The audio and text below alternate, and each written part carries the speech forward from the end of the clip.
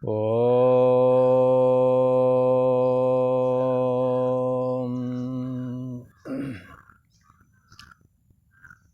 गुरु ब्रह्मा गुरु विष्णु गुरुदेव महेश्वरा गुरु साक्षात् परम ब्रह्म तस्मै श्री गुरुवे नमः। ओम योगेश्वर श्री कृष्ण भगवान की जय। ऐं सरस्वत्यै नमः।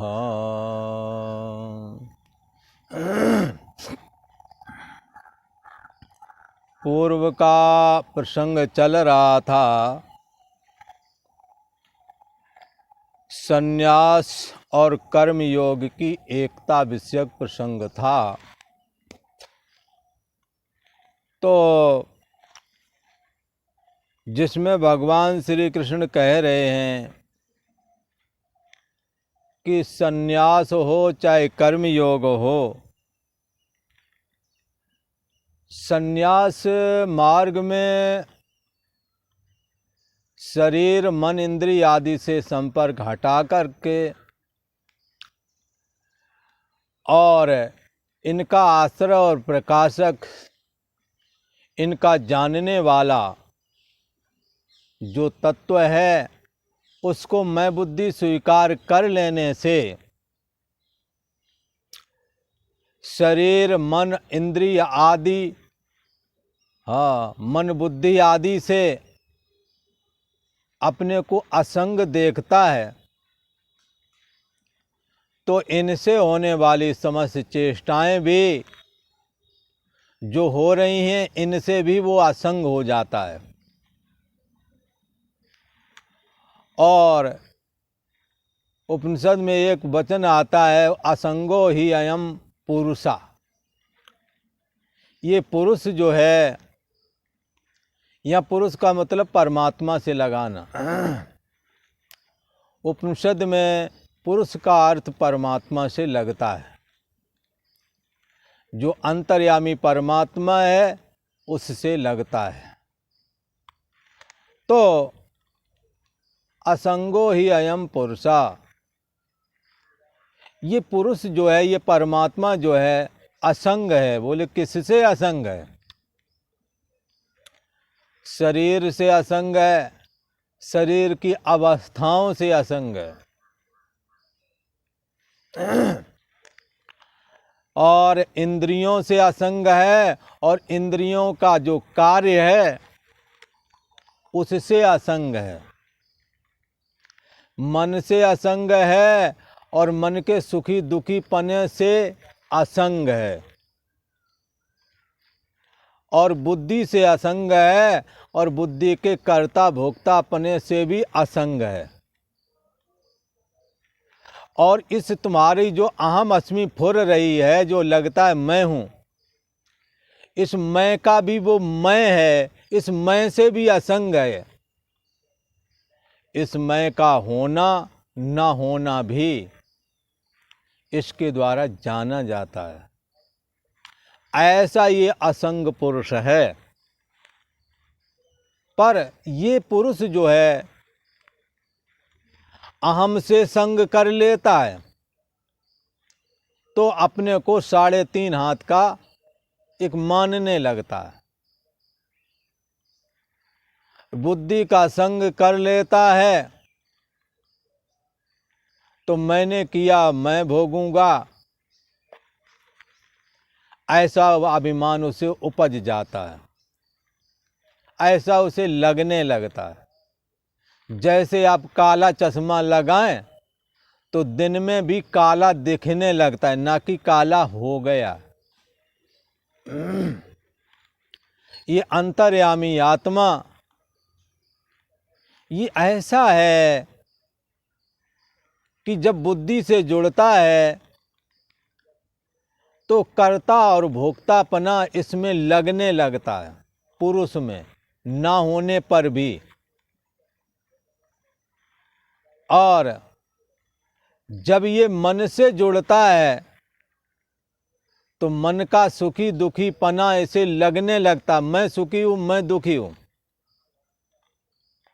यदि असंग है तो मेरा मन आज दुखी है, मेरा मन आज सुखी है, ऐसा भी कहते हैं। मैं से मेरा अलग होता है। ये असंग पुरुष है, जब मन से जुड़ता है तब ये सुखी दुखी वाला लगने लगता है, ना कि सुखी दुखी वाला ये हो गया है। इसी प्रकार से जब ये इंद्रिय आदि से जुड़ता है, 10 इंद्रियां होती हैं तो कम देखने वाला ज्यादा देखने वाला, कम सुनने वाला ज्यादा सुनने वाला। हाँ, ये ऐसा इसे लगने लगता है, जबकि ऐसा ये है नहीं। ये नेत्र का भी नेत्र है, श्रोत्र का भी श्रोत्र है।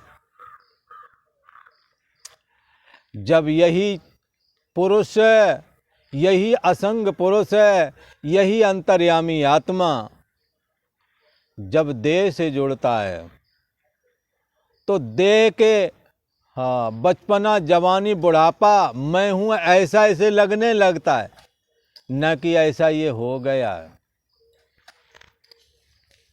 ये है और जानना पना नाम की जो अंदर एक चैतन्य सत्ता विद्यमान है, ये बचपने में बालक जैसी नहीं हुई थी। जवानी में जवान मैं हूं, यद्यप बोलते थे तो भी जवान वो नहीं थी। और वृद्धावस्था में मैं बूढ़ा हूं ऐसा बोलते हैं, पर ऐसा बोलने पर भी वो बूढ़ा नहीं हुई, वो सत्ता, वो चैतन्य सत्ता वृद्ध नहीं हुई। इस शरीर से जुड़ने से और अपने को शरीर जैसा मन वाला परछिन्न व्यक्तित्वपना, बुद्धि के तल पर कर्ता भोक्तापना मानने लगता है। शास्त्र ने कहा असंगो ही अयम पुरुषः, ये अंतर्यामी आत्मा, ये पुरुष है, इससे असंग है। देह से असंग मन, आ मन नहीं संग मन, देह के संग से रहित है। यही वजह है, देह के संग से रहित होने की वजह से ही देह के बचपना जवानी बुढ़ापा को जानता है, देह के विकार को जानता है, पर देह से अलग है इसीलिए जानता है।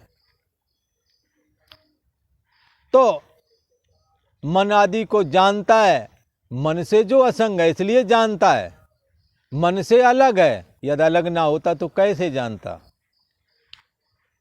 जैसे नेत्र अपने से अलग वस्तु को देखता है, ऐसे ही चैतन्य सत्ता अपने से इन अलग देह इंद्रिय मन बुद्धि अहम आदि को देखता है, जानता है। इसलिए एक जगह तो ऐसा कह दिया,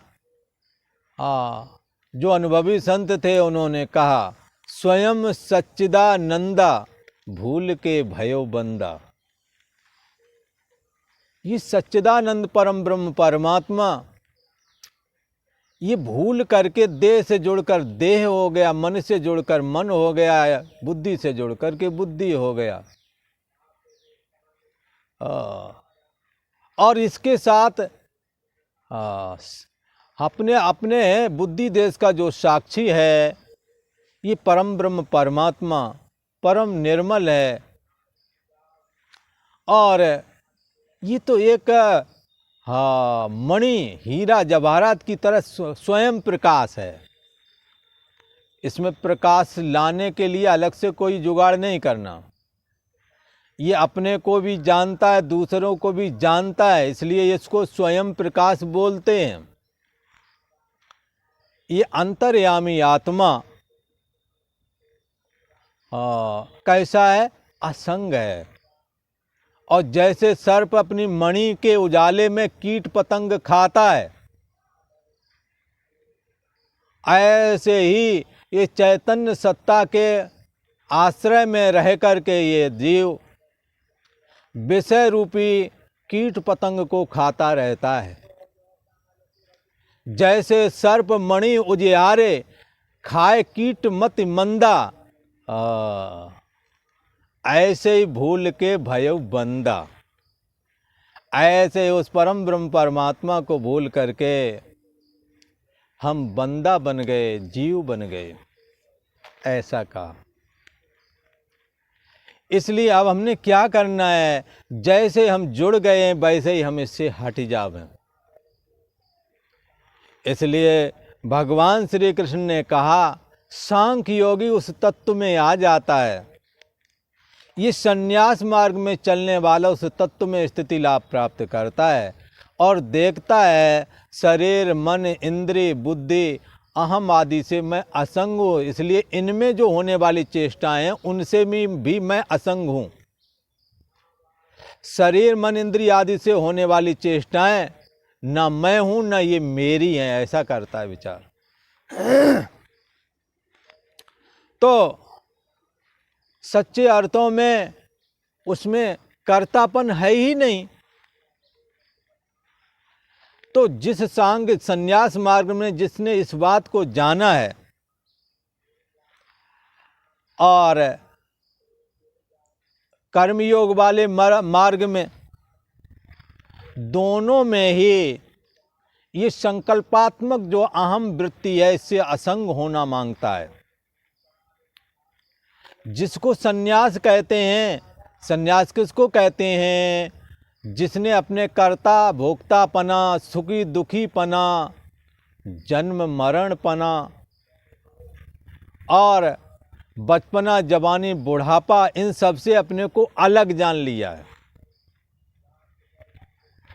तो संकल्पों से रहित जिसने अपने को जान लिया, सारे संकल्प इसी में रहते हैं। जिसको संन्यास ऐसा कहते हैं उसको तुम योग करके जानो, क्योंकि योगी जो कर्म योगी है वो फल का संकल्प त्याग देता है, कामना का संकल्प त्याग देता है। क्योंकि संकल्प का त्याग किए बगैर कोई भी पुरुष योगी नहीं बन सकता। चाहे जितना भी कर ले, जब तक मन में कामनाएं हैं वह योगी कैसे हो सकता है?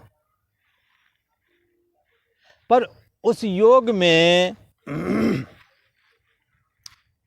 जिसके द्वारा कि कर्म नहीं लगता, कर्म के बंधन कट जाते हैं, उस योग में कैसे स्थिति प्राप्त करूं?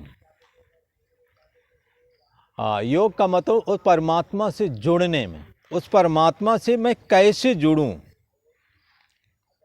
कोई ऐसी शंका करे तो उस पर भगवान श्री कृष्ण ने पहले ही कह दिया है। क्या कहा है? आरुरुक्षेर्मुनोर्योगम् आरुरुक्षोर्मुनेर्योगम् कर्म कारणमुच्यते योगारूढस्य तस्यैव समाः कारणमुच्यते। योगम आरुरुक्षोर, योग में आरूढ़ होने की इच्छा वाला यदि कोई है, योग में आरूढ़ होने की इच्छा वाला मुनेह, मननशील व्यक्ति, मननशील साधक, योग में आरूढ़ होने की इच्छा वाला मननशील ये पुरुष कर्म कारण उच्यते। यदि वो योग में आरूढ़ होना चाहता है, यदि वो कर्म योग में सफलता प्राप्त करना चाहता है, तो कर्म कारण उच्यते, वो कर्म करे। वरना बंधुओं कर्म करेगा नहीं तो कैसे कामना त्यागेगा? भाई किया है नहीं, बोले हम तो कामना से रहते हैं। काय बात की कामना से रहते हो? कभी धन से पाला पड़ा नहीं, बोले हम तो बेईमानी नहीं करते। हाँ, तो इसी प्रकार से यहाँ कहते हैं कर्म किया नहीं, आप कहते मैं निष्काम हो गया हूँ। अरे कर्म करके दिखाओ और फिर कहो कि इसके बदले में हमें कुछ भी नहीं चाहिए। रामायण में एक जगह कहते हैं जाय न चाही कबहू कछु प्रभुसन सहज स्नेह। जिसे कभी भी कुछ भी नहीं चाहिए और फिर भी वो परमात्मा का भजन करता है, परमात्मा के जो ये दीन दुखी बंदे हैं इनकी सेवा करता है, दीन दुखी लोगों की फिर भी सेवा करता है, तो कहते हैं उसके हृदय में परमात्मा निवास करने लगता है। उसके हृदय में परमात्मा विश्राम करने के लिए आता है। लगता है ये हृदय ठीक है, यहाँ कोई कामना नहीं, कोई विक्षेप नहीं। जैसे आप विक्षेप से रहित स्थान में आराम से सोना पसंद करते हैं, ऐसे ही निष्काम कर्म योग वाला जो साधक है उसके हृदय में परमात्मा विश्राम करने के लिए आते हैं। लगता है यहाँ कोई टेंशन नहीं, कोई मांग नहीं, ये हो जाए वो हो जाए, कोई मांग नहीं। तो जाके हृदय दम्भ नहीं माया, कोई दम्बाचरण नहीं, कोई दिखावा नहीं, कोई माया छल कपट की बात नहीं करते। तो उनके हृदय में परमात्मा का निवास हो जाता है, वो परमात्मा से जुड़ जाता है, योग हो जाता है।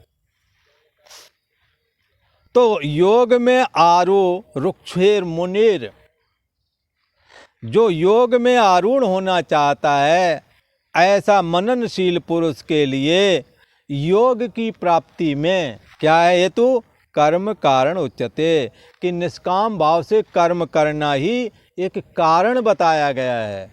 बंधुओं, जीवन में अकर्मण्यता को कभी है अपने पास ना आने देना।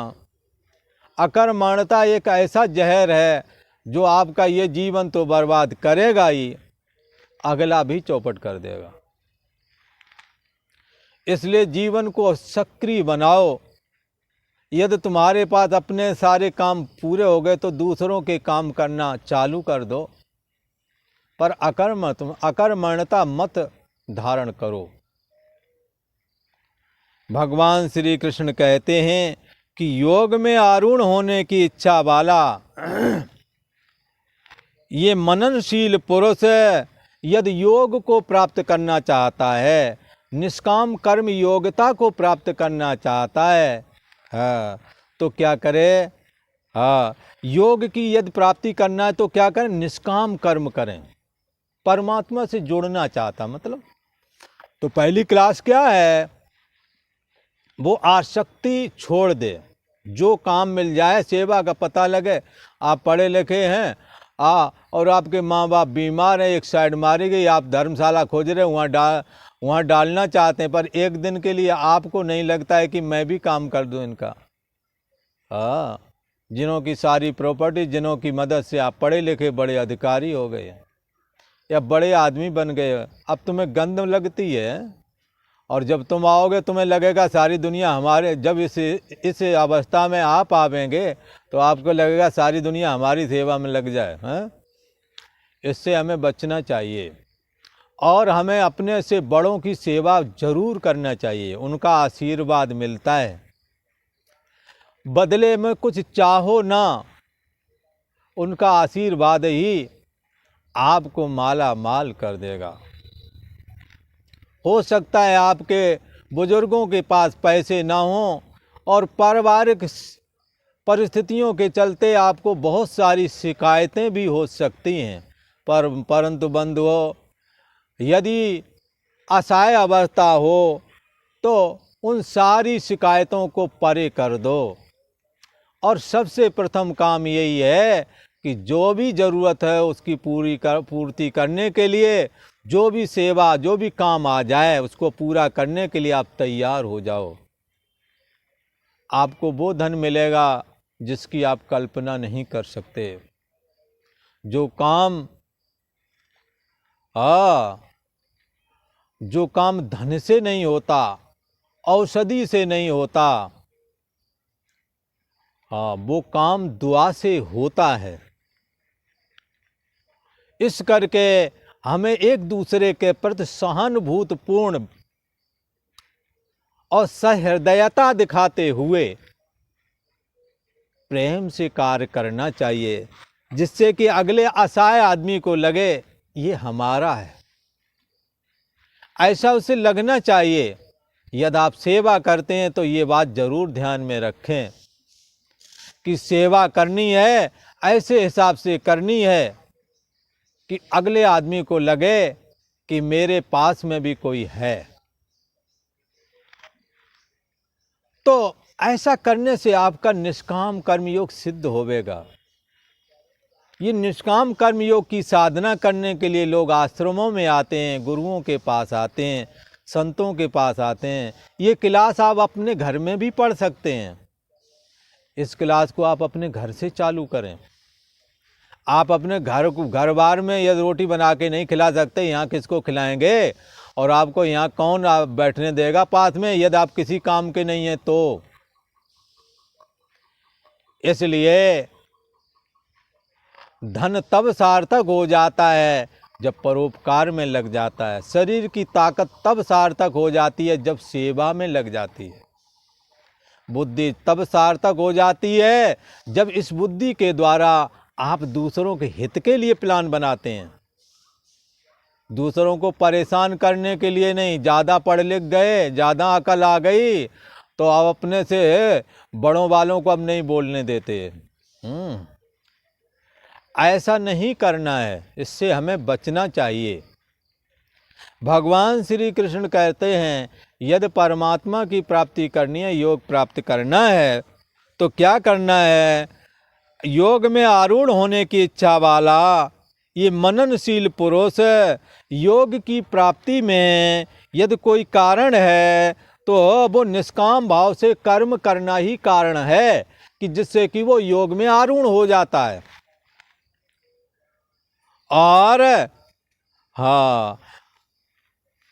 और तस्य योगारूढ़स्य, जब योग में आरूढ़ हो गया तो फिर क्या करना है?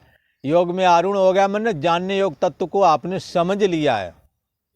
और समझ लिया है तो फिर देह का संकल्प फिर भी उठता रहेगा। मन में दूसरों को देखकर कामना जगती रहेगी। ये जो संकल्प उठ रहे हैं इनका आप त्याग करो। तो कहते हैं तस्य योगारूढ़स्य समः एव कारणम उच्यते। और योग में आरूढ़ हो जाने पास जब योग में आरूढ़ हो गया तो कहते हैं उस पुरुष के लिए समः एव कारणम उच्यते। संपूर्ण संकल्पों का अभाव ही कल्याण में, मुक्ति में हेतु कहा गया है, मुक्ति में कारण कहा गया है। कहने का मतलब ये, परमात्मा से यदि जोड़ना है तो पहले निष्काम कर्म करो। और निष्काम कर्म यदि तुमने पूरा कर लिया तो आपको परमात्मा से जुड़े लोग अच्छे लगेंगे, परमात्मा से जुड़ी कथाएं अच्छी लगेंगी और परमात्मा तुम्हारे हृदय देश में इसकी पहचान आपको होने लगेगी। जब पहचान हो जाए तो आगे ज्ञान मार्ग चालू हो जाता है। ये कहीं पकड़ना नहीं पड़ता, अपने आप ही पकड़ में आ जाता है। तो यदि योगारूढ़ हो गए, यदि तुमने योग वाला काम, निष्काम कर्म योग वाला काम संपादन कर लिया है तो फिर सर्व संकल्प, संपूर्ण संकल्पों का त्याग, न ही संकल्प का त्याग किए बगैर कोई सन्यासी नहीं हो सकता। आया था ना पीछे अभी, न ही संन्यास्त संकल्पो, संन्यास मार्ग में है पर संकल्प का त्याग नहीं कर पाया। न ही संन्यास्त संकल्पो योगी भवति कश्चन। और संकल्प का त्याग न करने वाला कभी योगी नहीं हो सकता, अर्थात परमात्मा से जुड़ नहीं सकता। तो परमात्मा से जुड़ने के लिए पहले निष्काम कर्म योग करें, और निष्काम कर्म योग यदि तुमने पूरा करके परमात्मा को समझ लिया है तो आगे की क्लास है उस योगारूढ़ पुरुष के लिए समः एव कारणम उच्यते। फिर सर्व संकल्पों का अभाव मुक्ति में, अर्थात मुक्त तत्व में स्थिति लाभ के लिए। मुक्त तत्व कौन है? तुम्हारी बुद्धि देश का साक्षी वही मुक्त तत्व है, वो सदा मुक्त है। इसलिए मुक्त तत्व में स्थिति लाभ प्राप्त करोगे, आप मुक्त हो जाएंगे। बंधन वाले तत्व कौन है? शरीर, मन, इंद्रियां, बुद्धि, अहम। इनमें अगर स्थिति लाभ करोगे तो जन्म पुनरप जन्म पुनरप मरणम पुनरप जननी जठरे सैनम, बार बार जन्मोगे, बार बार मरोगे, बार बार माता के उदर में उल्टा लटकना पड़ेगा। तो बंधन वाले से जुड़ोगे तो बंधन हो जाएगा। जन्म मरण वाला शरीर है, उससे जोड़ोगे, जन्म मरण वाले हो जाओगे। सुखी दुखी वाला मन है, उससे जोड़ोगे, हमेशा सुखी और दुखी अनुकूल प्रतिकूल परिस्थिति में होवोगे। ज़्यादा बुद्धिमान मानते तो कहोगे मैंने किया ये सब, फिर जब मैंने किया तो फिर भोगेगा कौन? तुम ही भोगोगे, चाहे अच्छा कर्म हो या गंदा कर्म हो। और तुम्हारे रहते ये अहम अस्मि होता सुसुप्ति में गायब हो जाता है, और जागते हो तो आ जाता है। ये रहने वाला और ना रहने वाला अहम से यदि जुड़ोगे तो फिर तुम्हारा अभाव तो तुम्हें दिख ही जाएगा। तो फिर जिसका अभाव नहीं हुआ वो तुम्हारी असली मैं हुई। जो असली मैं है वो मुक्त तत्व है, वो कल्याण स्वरूप है, वही शिव है। इसलिए मनोबुद्धि चित्तान नाहम चिदानंद रूपा शिवोहम शिवोहम, वो शिव तत्व मैं हूँ। ऐसा ज्ञान कैसे होगा? फिर याद करो, निष्काम कर्मयोग ही पहली क्लास है। अब एक बार इसका स्मरण करते हैं पुनः। आरुरुक्षोर मुनिर्योगम कर्म कारण वो मुच्यते योगारूढ़स्य तस्यैव समा कारण मोच्यते। योग में आरूढ़ होने वाले मननशील पुरुष के लिए योग की प्राप्ति में निष्काम भाव से कर्म करना ही कारण बताया गया है, हेतु कहा गया है। और उस योगारूढ़ हो जाने पर उस योगारूढ़ पुरुष का जो सर्व संकल्पों का अभाव है वही कल्याण में हेतु कहा गया है। उसी से कल्याण स्वरूप अंतर्यामी आत्मा में विश्रांति लाभ प्राप्त होती है। यही मुक्ति तत्व है। इसी में स्थित होने से साधक धन धन हो जाता है, कृतकृत हो जाता है, मुक्त हो जाता है। और आज इतना ही। ओम शांति शांति शांति।